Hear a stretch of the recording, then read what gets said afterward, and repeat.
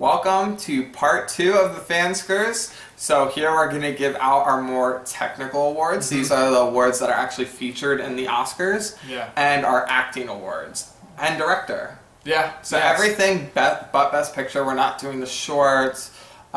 I was the only one who saw documentary and foreign language, and I didn't see that many, so we're skipping those categories. Yeah. I can tell you, I'll just tell you now, my favorite documentary of the ones I saw was Last Men in Aleppo, and I only saw 2 foreign language films, but my favorite of the 2 was On Body and Soul. Both are featured on Netflix. Check them out. Mm-hmm. Yeah, check them out. And so we're going to dump right into it. Yeah, we're gonna take a dump right on the. Yeah. We're jumping right into it here. Start us off with our first one. So our first one is best visual effects. This one's pretty self-explanatory. Mm-hmm. My honorable mention is Wonder Woman. Yeah, very very well done. Beauty and the Beast was mine. I thought the Beast, just him himself, was worthy of this nomination. I think he was very well done. Okay. So our nominees: Guardians of the Galaxy Volume 2. Star Wars The Last Jedi. Thor Ragnarok. War for the Planet of the Apes. Blade Runner 2049 is our winner. That's our winner. Wow. I mean, there's one scene in particular, just itself, mm-hmm. that is worthy mm-hmm. of winning this. I was sitting there in the theater watching this scene and just going, how in God's name did they do that? Because it's so impressive. Yeah. It's the sex scene. That's weird to say that a sex scene is visually impressive. When you see this movie, you'll if know you've what seen we're this movie, talking about, you'll know what we're talking about. Wow, it's incredible. Yeah. Very good chances of actually taking home an Oscar. And I visual think effects. part of what makes these visual effects so impressive is how restrained they are. Because this movie, Blade Runner came out in 1982. And this movie almost feels like it could have been made in it. 84, 85. Yeah, the visual effects Absolutely. aren't that much more than they were in the original, and that's part of what makes it so great is that it feels like it's in the same world. It could have, I think this movie could have been made in the 80s. Absolutely. Our next one, Best Sound. So we combined sound mixing and editing. The only people who are really unless you're actually a sound mixer or a sound editor, you're gonna be for general people just combine the two. Yeah, just you know what I mean? Combine them. Yeah, best sound. Honorable mention for me is Get Out. Just even the sound of her twirling the spoon in the glass. Yeah. Stuff like that is stuff I pay attention to, and I thought that was good enough. And not just that, but everything in overall. You're very aware of sound in that film, and I think it amplifies it. Mine's Baby Driver, because it just has such a great use of music, and the music is mixed in perfectly. Yeah, absolutely. So best sound. And the action. So our nominees are Blade Runner 2049, Mother, Phantom Thread, Star Wars The Last Jedi, and our winner is Dunkirk. I mean, this movie, the sound is so important. It's so immersive. It makes you feel like you're there. It's the best. This is part of the reason why I thought this movie was so important to see in theaters, because you're not going to get that same auditory experience in your film. I was disappointed with Dunkirk, but multiple times in this movie, you hear the planes start flying above, and at one point I literally went, oh damn! Yeah. I was looking up where the heck are the planes? They're coming. It's so perfectly loud, done, and it's subtle enough at first, and it's so good. Yeah. It envelops you in the theater while you're watching that, and definitely sound incredible, absolutely incredible. Our next one, production design. Production design. Is this mine? Am I doing this one? Yeah. Yeah. Best production design. No, I don't know. Sure, yeah, you do production design. Yeah, go ahead. Yeah. So okay. Wait, no, because I did Guardians of the Galaxy. I know, I kind of messed that up because I explained best sound and then I started it, but... Just do this one, so what? Okay, so production design, so this is the sets, location... Props. It's kind of all the background that forms the world that they are in. Yeah. This used to be best art direction, and now it's production design. Which I think is a better phrasing of what this involves. But my honorable mention, I thought Dunkirk, even though this is only on one beach, Not really. I'm sure it's on not the just ocean. filmed on one beach. No, it's on the ocean. Yeah, but it's, just the costumes, it all is time era nailed to a T, and it makes you feel like this is the beach. This beach is your home. Like this is where we're at. This is where we're stranded. And I thought, they amazing job. Yeah, Mine's found thread mostly for that beautiful house. Wow, that house was gorgeous. I don't know where that house was, but wow, yeah. So our nominees for production design are Darkest Hour, The Shape of Water, Star Wars: The Last Jedi, Thor Ragnarok. and our winner again is Blade Runner 2049. I mean, this deserves the award just for the scene in Vegas.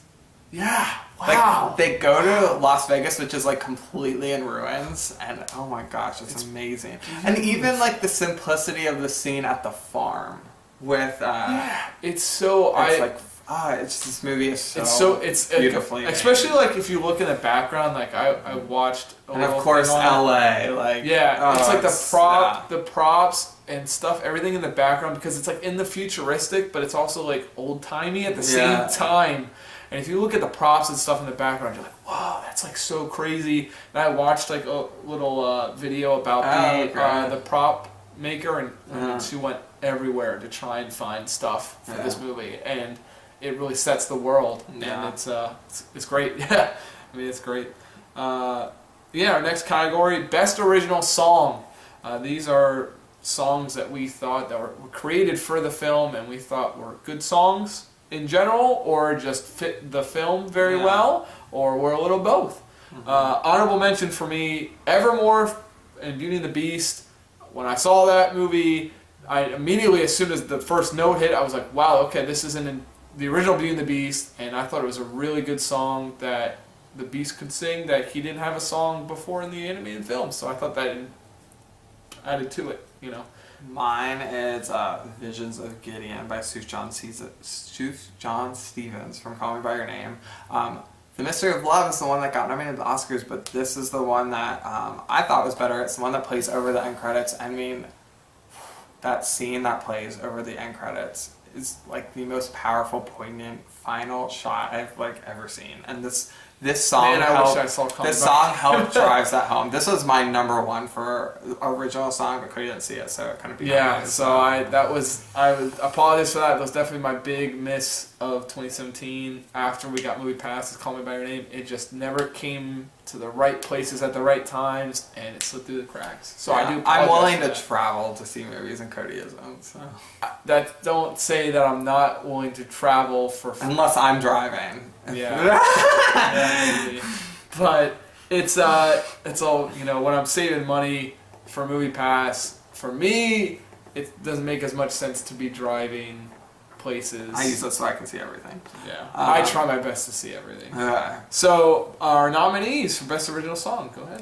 I Don't Want to Live Forever from 50 Shades Darker. It got one positive nomination in this whole list. And that actually song isn't too bad. I kind of like it. The Greatest Show from The Greatest Showman.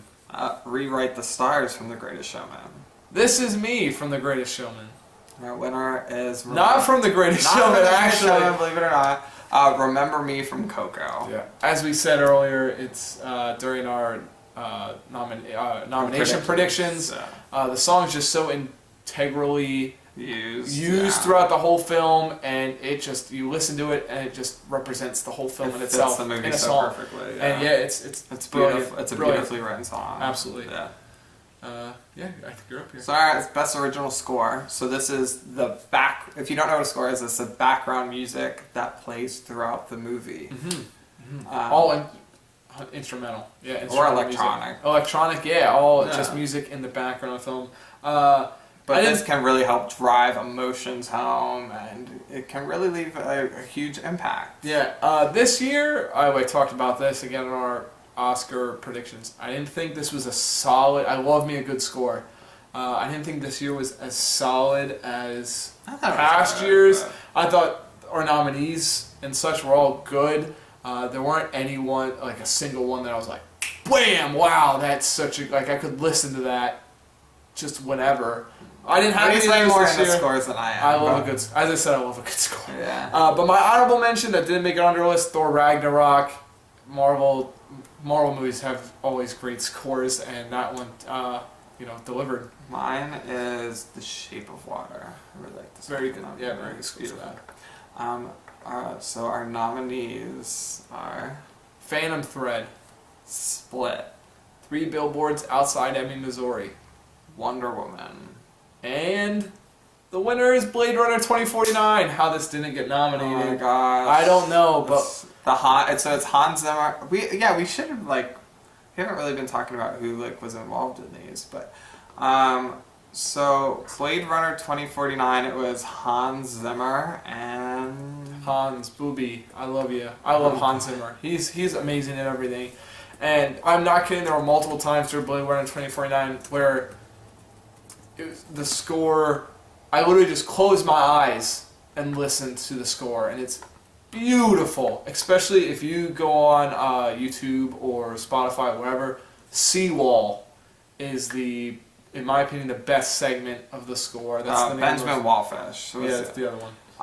It's electronic and it's loud and aggressive and it's soft and smooth, soothing at the same time. It honors the original score from Blade Runner 2049 or for Blade Runner while being a completely separate Absolutely. thing. Because that's the problem I have a lot of scores for sequels is that you can't really Star Wars. You can't really separate what's new and what's old. Yeah, that's my problem with Star Wars. Yeah, it's like the prequels had their own thing. I don't think that's the one thing out of the new trilogy.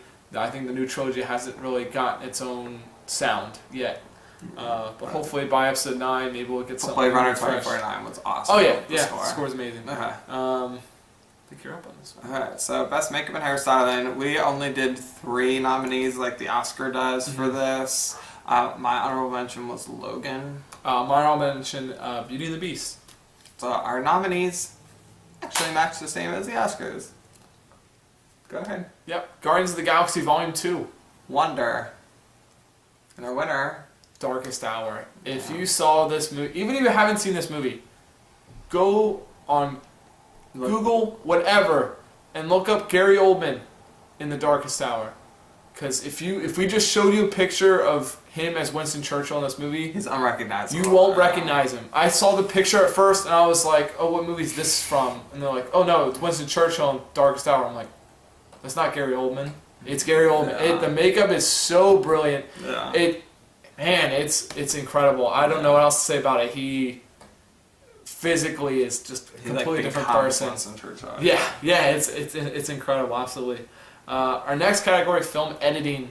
Editing is something I always look for. That's that small. Everyone, I feel like critic-wise, has a small thing they look for. Editing is mine. I love editing. Personally, that's one of my favorite things. If I could ever do something in Hollywood, I would love to edit because I have a ADD. That's where I can hone in on it, and I feel like I can just sit down and work on something like that.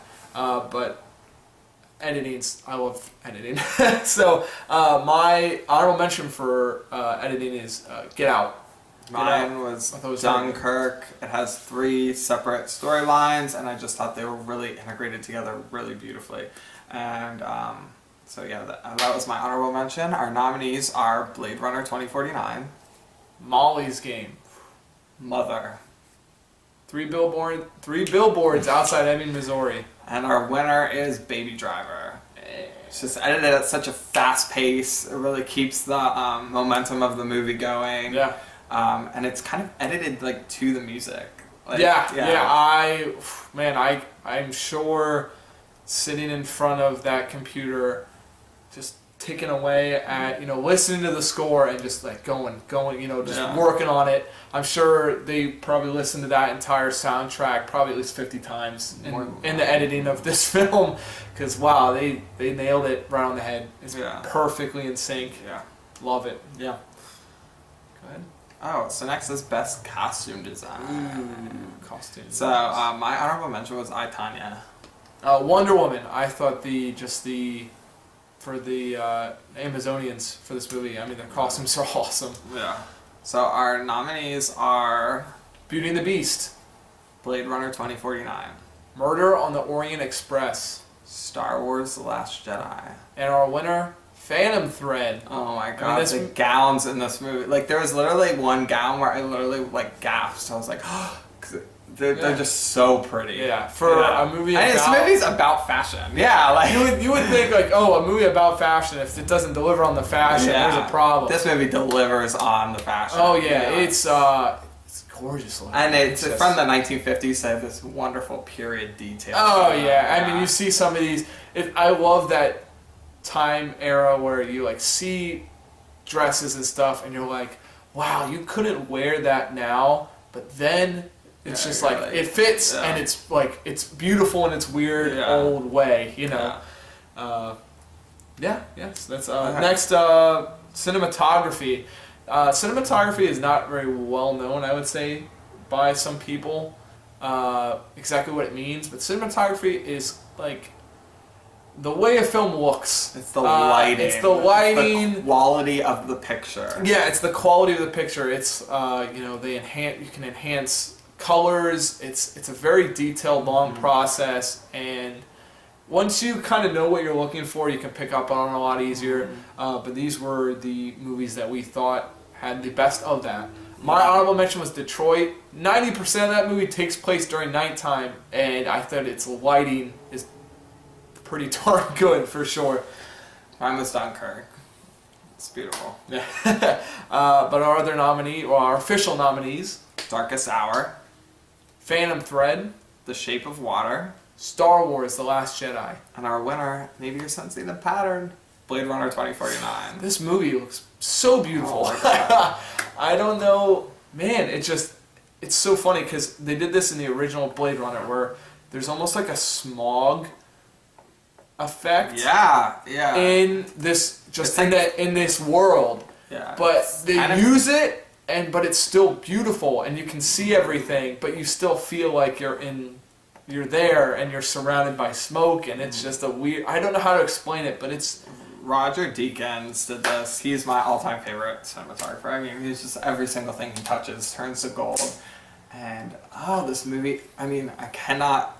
If you haven't seen it, I cannot... Like, words cannot describe how beautiful this movie is. It's gorgeous. How absolutely beautifully gorgeous. Shot this movie is. It's... Every single, like, shot is just picture perfect. Yeah. And... Knocks out of the park. Words say enough. Yeah, no words can say enough. Yeah. So, this one, as we talked about in our Oscar predictions, animated movies this year were a bit of a letdown. There were some of the bigger high-profile ones I'm still behind on. I have not seen Cars 2, therefore I did not see Cars 3. Yeah, I didn't see Cars 3. I have not seen any of the Despicable Me movies. I know you're probably gasping. Mm-hmm. So I didn't see Despicable Me 3. So we thought there was 3 solid nominations that the both of us had seen that we used, but he did have an honorable mention. I have an honorable mention, and I'm not embarrassed about it. It's My Little Pony, the movie. I didn't see it, so I can't. He was too embarrassed to see it. Because I would have had to see it by myself, and who cares? I don't know. This movie is just really cute, and I have no connection to the My Little Pony universe. I'm not a Bernie or anything, but this movie. No, I'm kidding. This movie reminded me of an old Did you say 80s Disney movie. I don't know. Just the music was really cute, and I just had a really fun time with watching. Yeah, and I'm. But our nominees are Ferdinand, the Lego Batman movie, and our winner is Coco. Yeah, what else was it going to be? Yeah. Ferdinand and the Lego Batman movie are both great, but there's no matching Coco. It's incredible. Coco's Pixar, here, and everything else is Pixar just it's they're the best for a reason. It's a home run derby for Pixar, and this is another home run. Yeah. What else can you say? Yep. Absolutely. Our next category, go ahead. Okay, so this is so we split screenplay like the Oscars into 2 categories: original and adapted. So adapted are movies that are either based on a novel, a play. It could be a short story. It could be a short film. It could be a sequel. Any sequel is automatically an adapted screenplay because it's based off of previously established characters. Yeah. So. Yeah, it could even be a news article or a nonfiction novel. They could be really weird. There are some weird, if you actually autobiographies, biographies. Yeah. So these are our nominees for best adapted screenplay. Well, Well, honorable mention yeah. before that, War for the Planet of the Apes. I thought, especially, even though it was a sequel, it added new things to the franchise that they've established now, and they took some turns that I wasn't expecting, and I really enjoyed it. I thought it was very well written. Mine was Call Me by Your Name. Just a beautifully written movie. So our nominees are Blade Runner 2049, The Disaster Artist, Logan, Wonder, and our winner, Molly's Game. Oh, this is written by Aaron Sorkin, and I Screen- love Aaron Sorkin dialogue. It's just like, I don't know how he all does his- it. all How his- does he do it? Yeah, I don't know. He- This screenplay. I don't know It's how. so it must have been brilliant. huge, because Oh my god, it's literally 90 nonstop talking the whole movie. the whole movie. There was one. And it's like mile-a-minute dialogue. yeah. There was one scene where I lost it a little bit. I don't even know if I sneezed or I yawned, and I was just like, "Whoa! I missed You half missed of the something, conversation." It's definitely one you want to be paying attention to while you're Just watching. that opening scene, Jessica Chastain's narration. Oh, her narration's is so- fantastic. It, She's like, so the dialogue makes this movie like thrilling. The combination of the dialogue and the editing. yeah, Um, absolutely. Yeah, if you've seen any of Aaron Sorkin's previous work, Moneyball is actually like the most restrained of all of them. But if you've seen like The Social Network, The West Wing, like you know what you're getting into, and it's just, wow, his dialogue just is Yeah, bar none. It is. It's extremely sophisticated yet very. It's sophisticated but honest. Like honest. yeah. Absolutely. Like absolutely. You're like, oh, I wish I could talk like that, but it doesn't feel like, oh, some movies you're like, oh, who actually talks like that? Yeah. But like this, it feels genuine, and his character's always the smartest character in the room, and I love when that happens. Yeah. And okay, Absolutely. enough about Molly's Game. Yeah, but now we're gonna go to original screenplay. Now these are ones not adapted off anything. Yeah. This is the only thing you're adapting it from is your thoughts in your brain. Yeah. So normally, adapted screenplay is more competitive. This year, originals there are much more Original competitive ones? original screenplays. Which is which great. yeah, This is I love great. that. That's great to hear. Yeah. You always wait for. People always say, "Oh, there's too many sequels, there's too many reboots, whatever." But this year, the awards, Yeah. all original stuff. And My honorable mention is The Big Sick. mine is Wind River. One of the highlights of that film is the very dedicated, very well written screenplay for that film. Okay. So our nominees are Baby Driver, Lady Bird, Phantom Thread, 3 Billboards Outside Ebbing, Missouri. and our winner is Get Out. Wow. This puts the original in original. Yeah.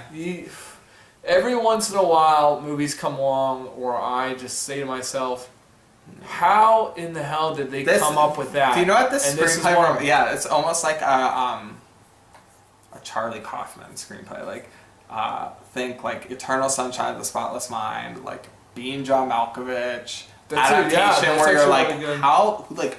who came up with this? Like Yeah. it's so brilliant, and wow, Jordan Peele really hit the ball out of the park. Yeah, for and this what's one. even better, it's like it's so sophisticated, but he delivers it in the most subtle way possible. So by the time you realize, wow, this is actually super complicated, you're in so deep, it doesn't, And I thought it was hilarious, and that helps for a screenplay for me. But Cody didn't. But this movie's scary. I didn't think it was This scary. I movie thought it was scared me. funny, but the screenplay still worked on the same level. Yeah.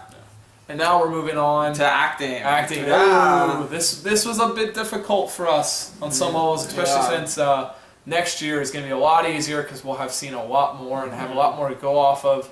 We're kind of pitching from 60% of the field here, but More than that. maybe more than that. But we did our best to see everything, and we thought all the performances that we have listed here are definitely worth noting. Yeah. But supporting actress is our first one. Yeah. My honorable mention is Allison Janney and I, Tonya. You didn't see it. I think that was sadly another one of those that just I thought for sure, oh yeah, it'll pop up around 5 theaters near here. It didn't. Oh, yeah, it did pop up within 5 theaters around here. It didn't pop up within the 3 that you go to. He's so mean to me. Anyway, and then my honorable mention, Sylvia Hooks, and I hope I'm saying that right, in Blade Runner 2049. Wow, what a just subtly aggressive performance, and she was the standout in that film. Absolutely. Right, so our nominees are Michelle Pfeiffer, Mother. Ooh. Octavia Spencer in The Shape of Water. Allison Williams, Get Out. And then we have 2 winners. So the first one, we had a tie, so we're like, why split the tie? We're just going to have 2 winners. 2 winners. So I'll talk about the first one because I think this is the one that I like more. Downsizing, while it wasn't a big Oscar hit, it didn't really do well in the box office. It wasn't a hit ever, like for anything. It flopped pretty much. Yeah. But this movie is just worth seeing for Hong Chow. Yeah, she's amazing. This is one movie I've never said in my entire, I want to say career, but in my entire life of watching film, every time I've almost cried or felt emotional, I give the movie credit. Mm-hmm. This is the first time I've ever seen a film where it was Hong Chow's performance. Yeah. There is one scene the movie didn't do anything, it just sat there and just said, watch her, and she almost moved me to tears. It's just so funny. Scene. Like, it's so weird because it's a funny... Like, it's a funny performance.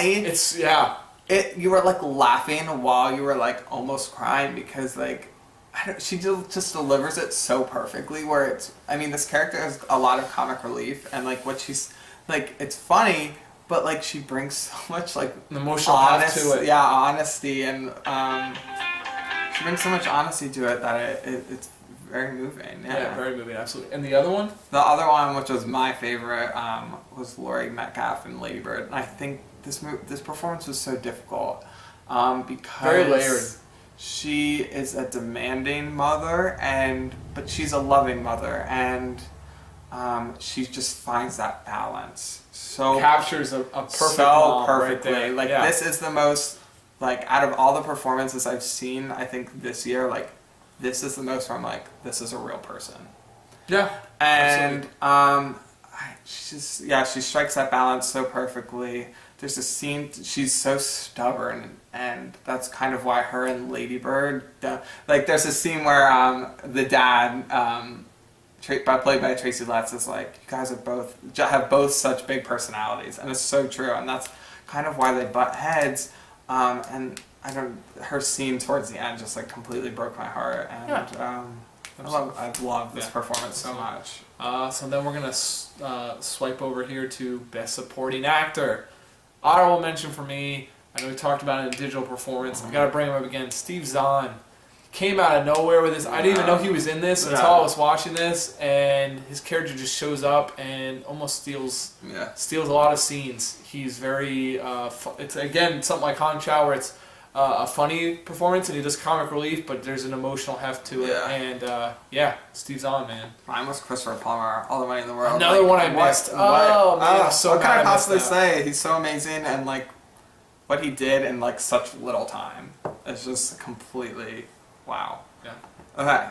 Our nominees. Yeah, go ahead. Woody Harrelson in 3 Billboards Outside Ebbing, Missouri. Richard Jenkins, The Shape of Water. Michael Shannon in The Shape of Water. Patrick Stewart, Logan.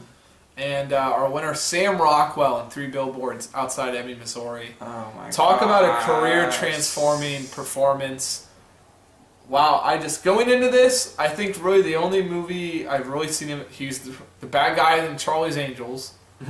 And he's in a lot of like he has a funny, good comedic performance in Galaxy Quest. Yeah. He's like the biggest comic relief in that film. But this is just something like it's so layered. The character development that happens in this performance is. And do you know what's funny? Some of you might know there's a little bit of controversy surrounding 3 Billboards, and most of it revolves around his character.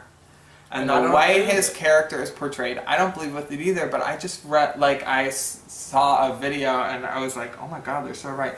That so basically the controversy is that his character is a racist, and a lot of people feel that he gets left off the hook, and he's never held accountable for his racism, because there's this huge his character has a pretty big redemption arc. While he's still like a shitty person and has a lot to grow by the end. That's why I don't have that problem, because like if you've seen the movie, like what they're going to do at the end, like wow, like all the characters in this movie are horrible people. So that's why. But Sam Rockwell's performance is so great that maybe like it wasn't even Martin McDonagh's writing. It was just his performance makes you feel for this character so much. Yeah, absolutely. It's it's just he goes from being this like lovable oaf, and then kind of. I mean, he's a no, not racist, lovable. though. He goes from being this oaf. He's like the village idiot. Yeah. And something happens that I don't want to say if you haven't seen the movie. Yeah, something happens, and he just really, it causes him to like hold a mirror up to himself and say, "Wow, and you need to look. You know, I mean, you need to yeah. examine yourself all the way over. Yeah, there's You need to change." There's a scene where he's on the phone with Frances McDormand that is like the most jaw-dropping scene of acting that I saw this year. He's incredible. Yeah, He's incredible. Yeah, he's so amazing. And just talk about adding just a staple of a dramatic performance on a so far comedy-filled portfolio. And thanks for showing up, Sam Rockwell. Man, you're awesome. Best directing. I think it's my turn now. I'm not sure. Yeah, it is. Best directing. Directing, I think, is an underrated aspect. Some people are like, how do you evaluate a director? Yeah. And it's hard. It's kind of hard because there's so many levels to it. There's so many levels to like filmmaking. The visual, like but and then there's also like a tone, because a lot of times the tone that the movie is portraying is like solely up to the director. Yeah. So there's just so many different aspects. It can be like just the cohesiveness of the movie. In each instance, there's kind of different attributes. And this was our like this category was really competitive. Like all 5 of our nominees were within like 4 points of each other. Yeah. So this was our And if you even hear our honorable mentions, you understand, wow, this was competitive. Yeah. My honorable mention is Jordan Peele and Get Out. I mean, when he wrote that, and he knew what was happening in his brain, and the directing is, he doesn't, in my opinion, Get Out is 3 levels of a 3-level film, and it feel like he changes in each level of his directing style, and it's awesome. All right. Yeah, my honorable mention is Christopher Nolan, Dunkirk. I love this movie. It was, oh my gosh, Christopher Nolan. What can I say? We're short on time, so our nominees are Paul Thomas Anderson, Phantom Thread; Guillermo del Toro, The Shape of Water; Martin McDonagh, 3 Billboards Outside Ebbing, Missouri; Denis Villeneuve, Blade Runner 2049. And our winner, which I was kind of shocked by this, but I was so happy, Greta Gerwig, Lady Bird. Yeah. Because this doesn't necessarily feel like a crowning like directorial achievement. Yeah. But just the affection that she has for these characters. It's just such a strong. She has such a strong vision and voice that comes across so cohesively, and you can tell with every shot of the care that she took. And I love this movie so much. It's an amazingly well-directed film. Yeah. I'm so happy she got the nomination. Yeah. Good for her. It's a good step for female directors. Yeah, she's so great. Mm-hmm. All right, so that's... oh, no, wait, we have actor and actress. Yeah, sorry. big 2, man. All right. Best actress, pretty self-explanatory. Yeah. We have the same honorable mention for the first time. Yeah. And only time. But this was the one I came out of nowhere for me, but she just delivered. Vicky Krieps and Phantom Thread. Yeah. I mean, she's so lovable, but like she has hard and demanding, and she goes through like an evolution during Phantom Thread, and she's one of the best things about the movie, in my opinion. But our nominees are Jessica Chastain in Molly's Game, Sally Hawkins, The Shape of Water, Saoirse Ronan for Lady Bird, Meryl Streep, The Post, and our winner, Frances McDormand, 3 Billboards Outside Ebbing, Missouri. I mean, what can be said? It's such an aggressive, angry performance, but at the same time, I think her most impressive scene is the scene where she's vulnerable and yeah, emotional. Do you know the scene where she's under the billboards and she's like approached by the deer? Yeah. And she's like, I know you're not my daughter. And wow, I mean, Frances McDormand is just a brilliant actress, and this. I don't know if this role was written for her, but it seems like it was. It's so fits her so perfectly. Yeah, and I mean, after a performance like what you do in Fargo, she could have just sat back and taken it in, but man, just another amazing performance on her portfolio. Yeah. So best actor, our nominees. Oh, our honorable mention. My honorable mention. Oh, yeah, sorry. Timothée Chalamet, Call Me by Your Name. This is actually my favorite, but couldn't even see it. Sorry, dude. My honorable mention, Dana Kaluuya in Get Out. It's such a just real life performance, and then when he just steps it up, he brings out the intensity. He brings out the vulnerability. He's so great. He's so great. Okay, so our nominees are Daniel Day-Lewis, Phantom Thread. Michael Fassbender, Alien Covenant. James Franco, The Disaster Artist. James McAvoy, Split. And our winner, Gary Oldman, Darkest Hour. I mean, literally the poster said Gary Oldman is Winston Churchill. He becomes Winston Churchill. It's such a commanding performance. You can't do Winston Churchill again. You can't. They're going to, because every British actor has done it. But at this point, even American actors. At this point, you're not getting any better than this. I was even watching when he's walking.